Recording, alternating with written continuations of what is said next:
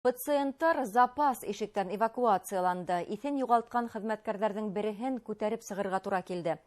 Бөгөн Республика клиник психиатрия дауаханаһында шартлы янғын сыҡты. Тактик күнегеүҙәр барышында янғын һүндереүселәрҙең медицина персоналы менән берлектәге эш алымдары тикшерелде. Теманың дауамы Илдар Байбулатов әҙерләгән репортажда. Дауахана корпустарының береһендә шартлы ут сығыуы турында хәбәр иртәнге сәғәттәрҙә киләм.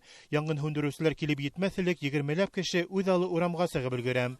Әммә легенда буйынса эвакуация мәлендә медицина хеҙмәткәрҙәренең береһе аңын юғалтып ҡолай, икенсеһе ут ҡамауында ҡала.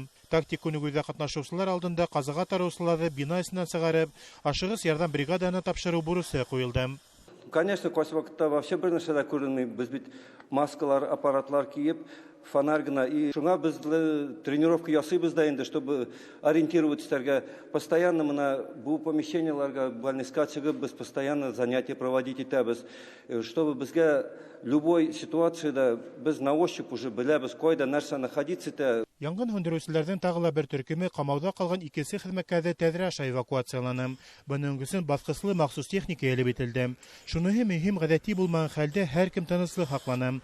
Был иһә яңғын ваҡытындағы төп ҡағиҙә. Пациенттарҙы, шулай уҡ медицина хеҙмәткәрҙәрен эвакуациялау буйынса күнекмә булды.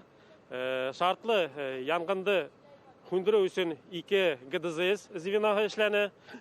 Шулай уҡ условно пострадавшийҙы, шартлы зыян күреүсене табып, саф һауаға сығарып, тиҙ ярҙам хеҙмәткәренә бирелде. Автолестница ярҙамында өҫкө ҡаттарҙан эвакуациялау ойошторолдо. Пандемияға ҡарамаҫтан республика дауаханаларында бындай күнегеүҙәр даими ойошторола.